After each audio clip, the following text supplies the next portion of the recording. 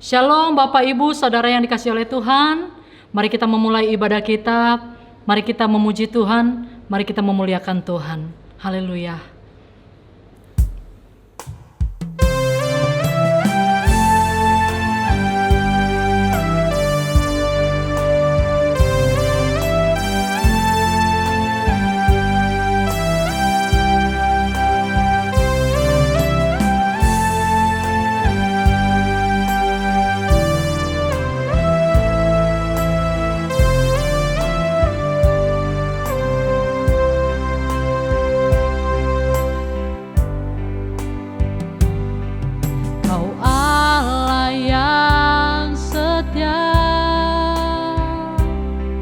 Bapa yang mulia, kasih-Mu besar Tuhan, Kau pulihkan hidupku, Kaulah harapanku, hidupku terima kasih Tuhan, Kau selamatkan hidupku. Dengan apa kan ku balas segala kebaikan-Mu? Segenap hatiku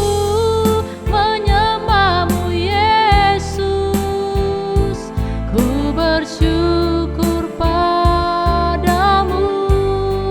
Dengan apa kan ku balas segala kebaikan-Mu? Segenap hatiku menyembah-Mu Yesus, ku bersyukur selamanya.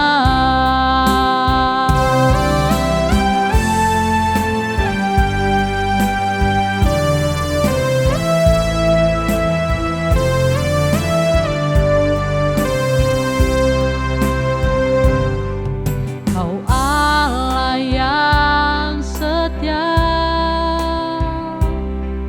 Bapa yang mulia, kasih-Mu besar Tuhan, Kau pulihkan hidupku, Kaulah harapanku,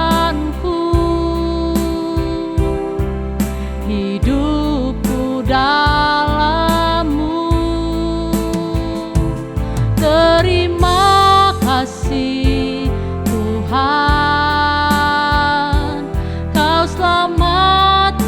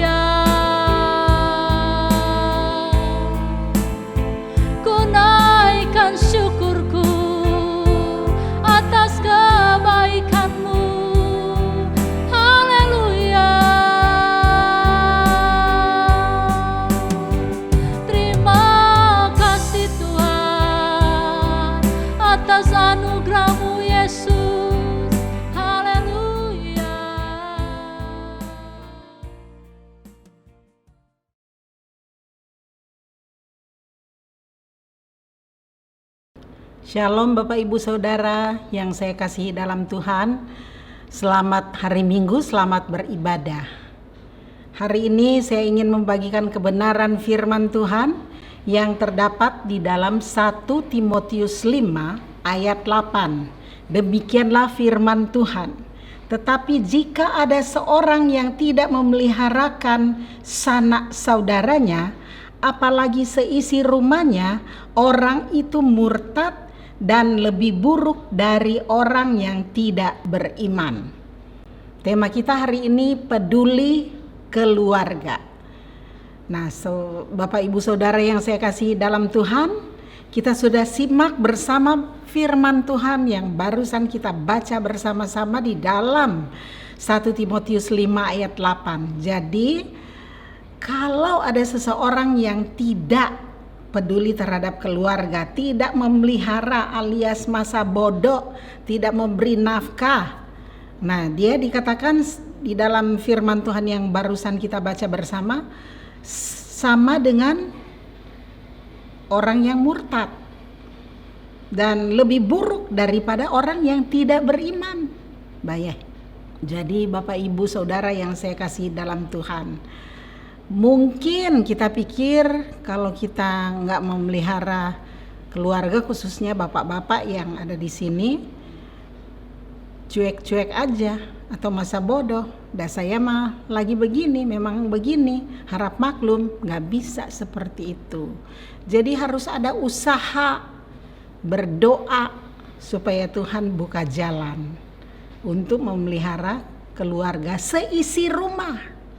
Sanak saudara di sini artinya kalau sanak saudara yang dia malas-malas, dia bisa kerja, bisa punya pendapatan, masih punya tenaga, kemudian kita bantu.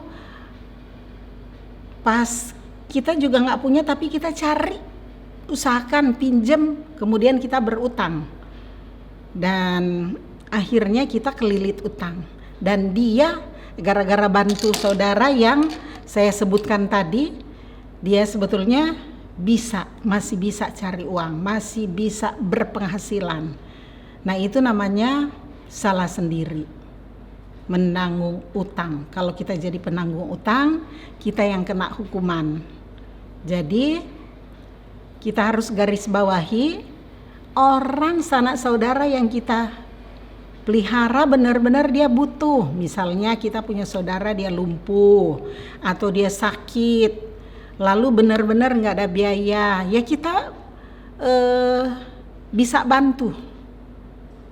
Tapi kalau dia malas-malas, lalu dia masa bodoh, kemudian pas dia ada kebutuhan nggak punya, dia pinjem ke kita, dia minta ke kita, kita kasih, padahal kita sendiri lagi kekurangan, kemudian kita berutang, itu salah.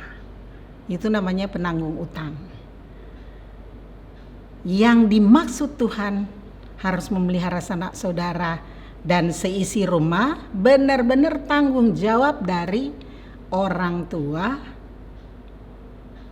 atau bapak ibu yang benar-benar ada anak-anak yang harus dipelihara, yang masih kecil, yang masih sekolah, yang masih membutuhkan pertolongan orang tua, itu harus dipelihara. Kalau enggak, sama dengan orang yang murtad dan lebih buruk daripada orang yang tidak beriman.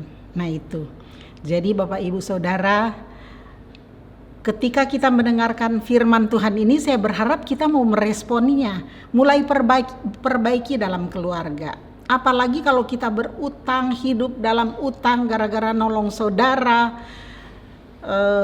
sedangkan saudara itu dia bisa berpenghasilan, lalu kita sendiri menderita. Nah, kita yang perlu bertobat.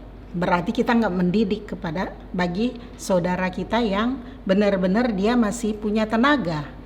Kita manjain dia, lalu kita menderita. Nah, ini kita perlu bertobat. Ampuni saya Tuhan, saya menderita, saya kekurangan, saya punya utang gara-gara saya menanggung saudara saya yang sebetulnya dia bisa, masih punya tenaga, masih bisa cari uang. Ampuni saya Tuhan, di dalam nama Yesus. Terus gimana dong Bu? Masa kita nggak bisa tolong saudara? Bisa kalau benar-benar dia butuh. Itu mah benar-benar dia butuh. Iya, tapi dia udah bergantung kepada kita. Firman Tuhan katakan dalam Yeremia, diberkatilah orang yang mengandalkan Tuhan, tapi terkutuklah orang yang mengandalkan manusia atau mengandalkan orang lain. Nah, kita membuat dia hidup di bawah kutuk, kita juga salah. Jadi ini yang Tuhan inginkan bagi kita. Kita harus pelihara keluarga, saudara yang benar-benar tanggung jawab kita dan benar-benar mereka butuh. Khususnya Bapak Ibu yang masih punya anak yang belum dewasa, belum bisa cari uang. Kalau dia udah bisa cari uang, biarlah dia kita didik mandiri. Kemudian yang kedua dikatakan yang berikut, bahwa keluarga adalah kehendak Tuhan.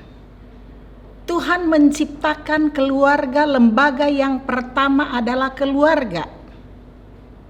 Tuhan menciptakan gereja pertama adalah dalam keluarga, suami istri, anak-anak. Mari kita lihat bersama-sama dalam Kejadian 2 ayat 18.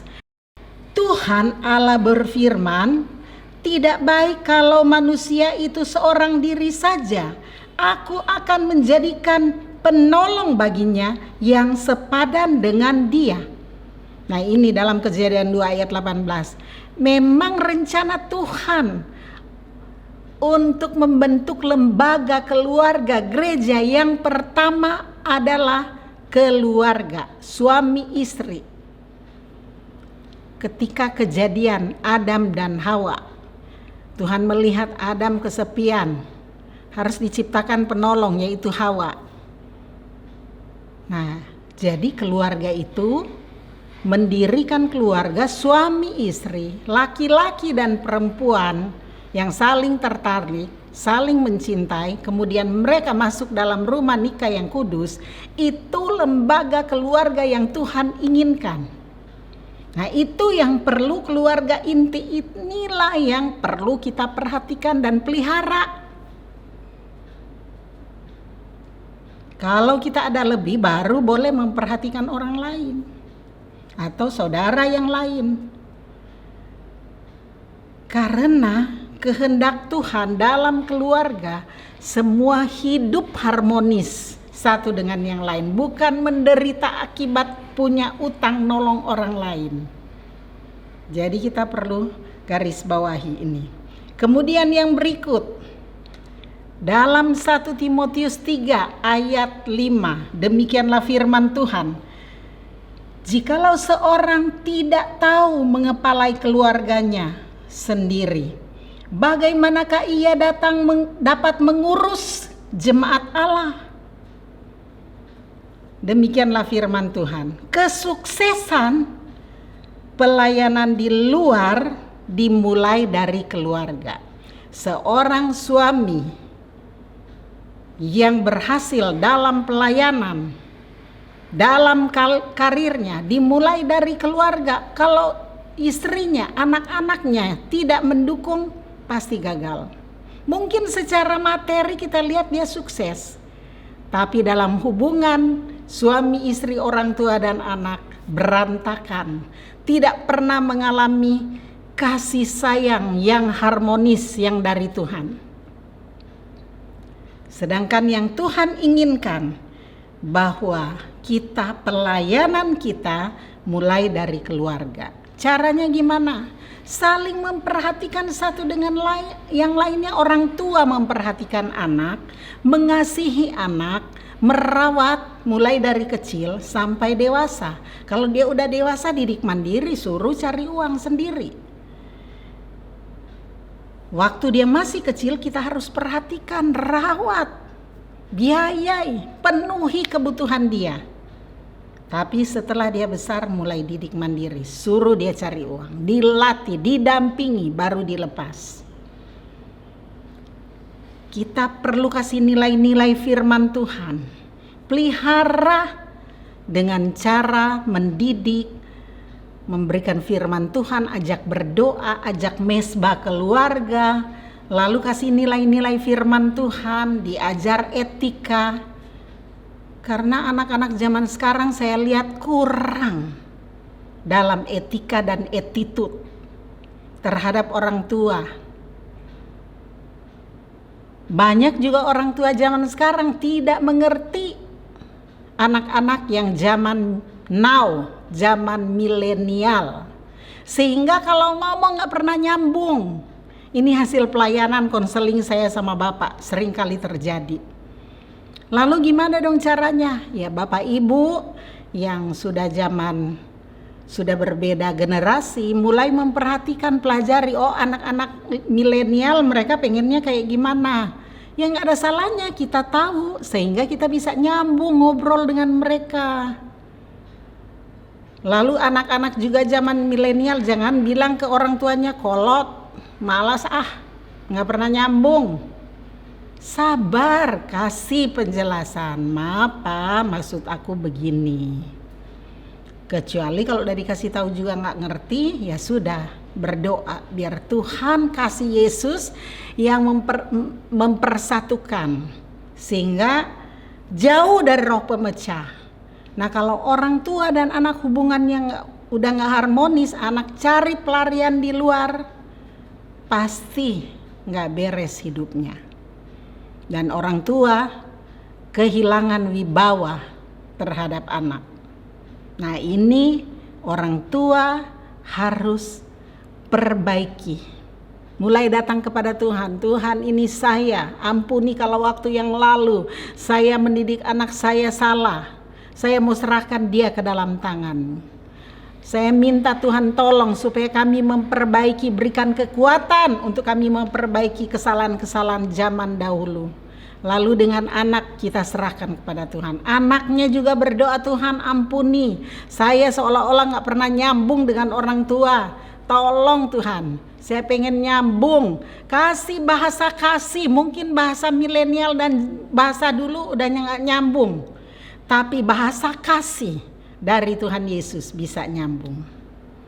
Dalam nama Yesus, baik anak maupun orang tua, sama-sama memperbaiki kesalahan. Jangan menuntut orang lain dulu yang berubah, tapi mulai dari diri sendiri untuk berubah. Karena kalau kita merubah seseorang gak mungkin bisa, tapi kita bisa cari solusinya. Gimana? Oh kalau ngomong dengan mama papa udah gak nyambung, solusinya gimana? Oh berarti saya harus sabar. Kalau saya pakai bahasa ini dia gak ngerti, saya pakai bahasa yang lebih sederhana lagi. Itu anak-anak. Kalau orang tua juga udah sampaikan anak belum mengerti, coba tanya balik, maksudnya kamu gimana? Pasti nyambung. Anak juga harus sabar untuk menjelaskannya. Jangan malas, mama papa gak pernah ngerti. Nah itu pasti gak pernah nyambung. Tapi kalau oh begini mah pak, nah pasti nyambung. Kemudian di dalam firman Tuhan yang berikut, dalam Ulangan 6 ayat 6 dan 7, demikianlah firman Tuhan, apa yang kuperintahkan kepadamu pada hari ini haruslah engkau perhatikan, haruslah engkau mengajarkannya berulang-ulang kepada anak-anakmu dan membicarakannya apabila engkau duduk di rumahmu, apabila engkau sedang dalam perjalanan, apabila engkau berbaring dan apabila engkau bangun. Demikianlah firman Tuhan. Firman Tuhan dalam kitab Ulangan 6 ayat 6 dan 7 ini lengkap peraturan yang Tuhan berikan.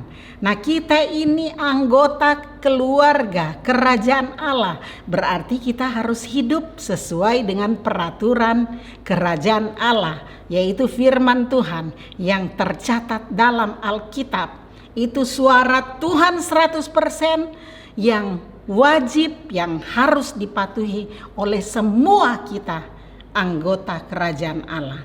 Karena kita ini anak-anaknya, dia Bapa kita ini anaknya, kita juga ikut dalam aturan Bapa kita. Sehingga dalam kehidupan hari-hari bahasanya bahasa kasih, bahasa cinta, bukan bahasa menuntut, bukan menekan, bukan meneror, tapi bahasa kasih, bahasa cinta yang saling peduli, saling mengasihi satu dengan yang lainnya.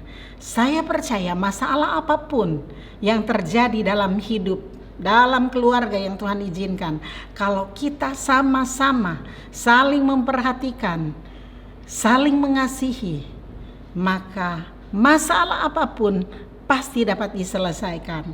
Duduk bersama, ngobrol bersama, ada waktu bersama, ada waktu jalan-jalan, ada waktu istirahat, ada waktu cari uang, ada waktu belajar kalau anak-anak masih sekolah, ada waktu untuk istirahat.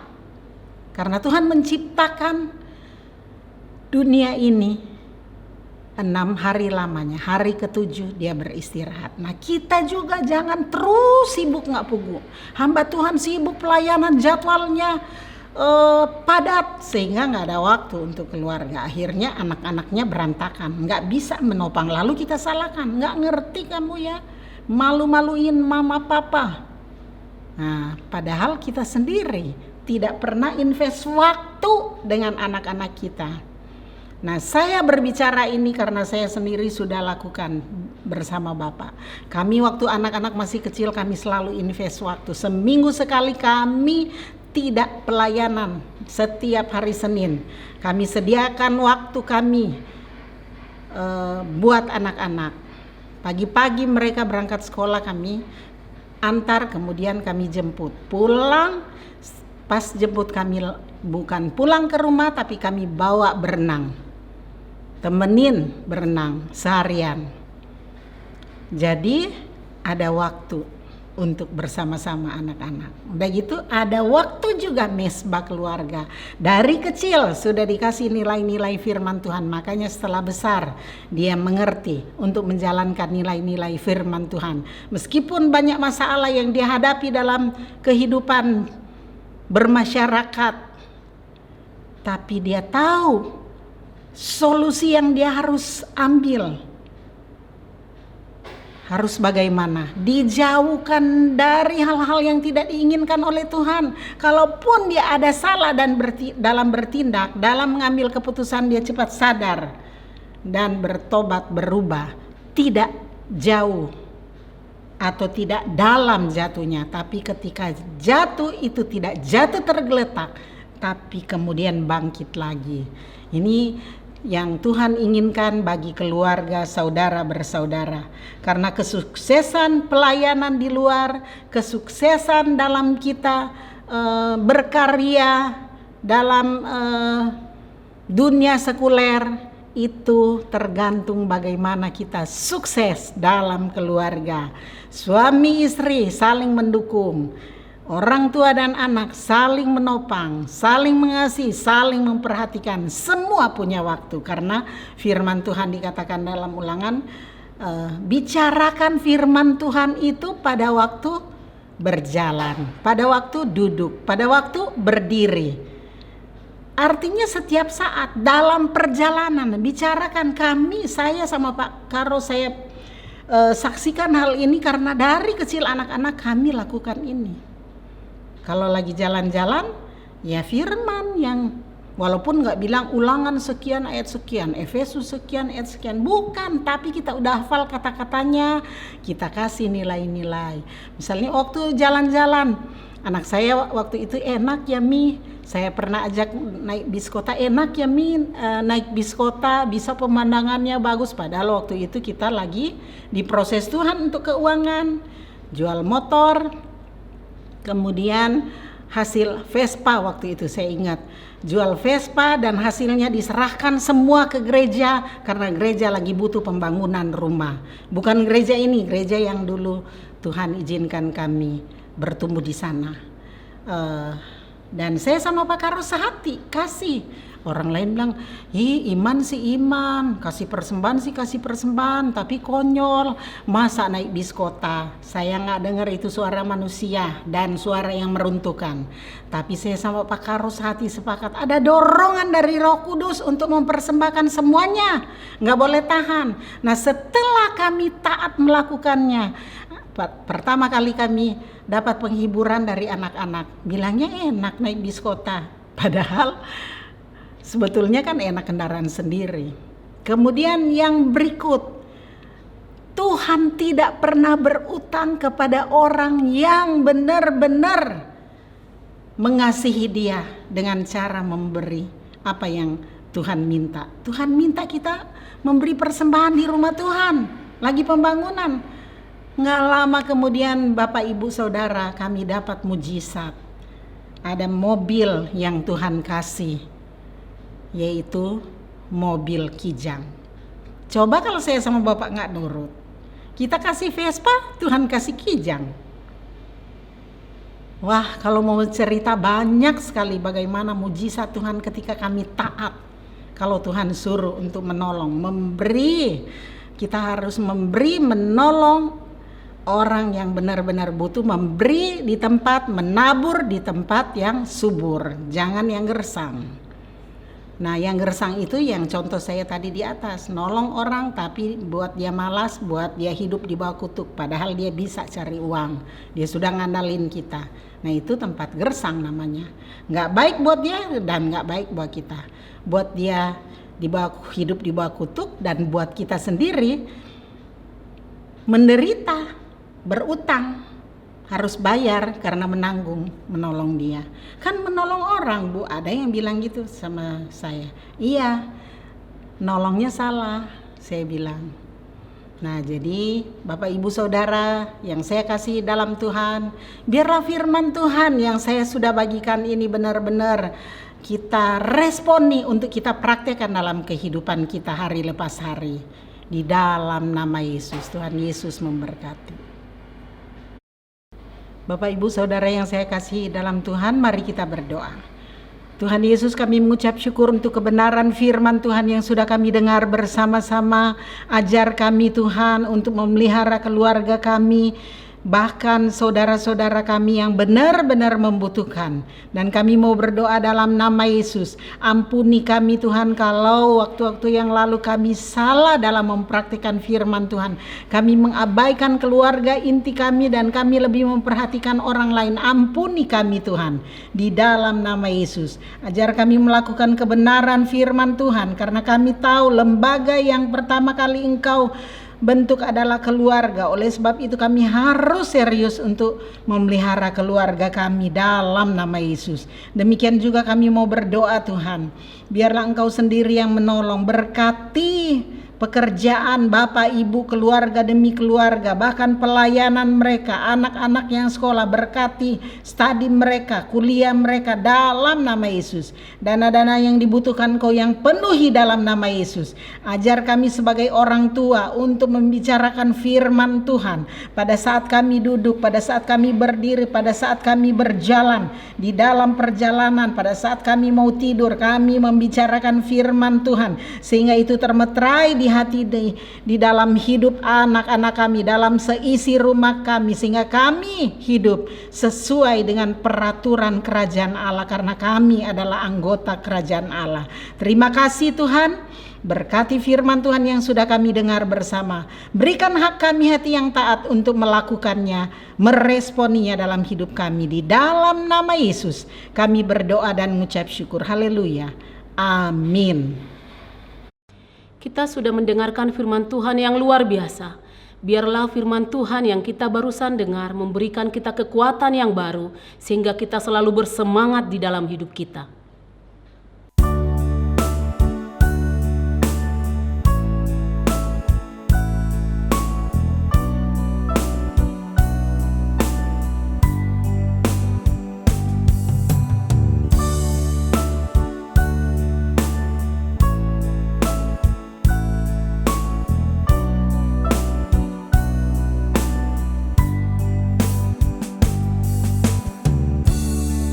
Dalam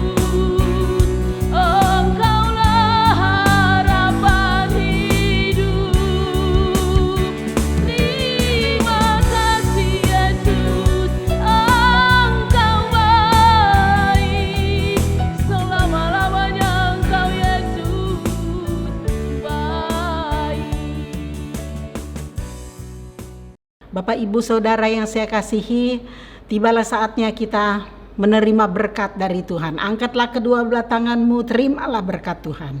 Tuhan memberkati keluargamu, Tuhan memberkati pelayananmu, Tuhan memberkati studimu, Tuhan memberkati usaha pekerjaanmu.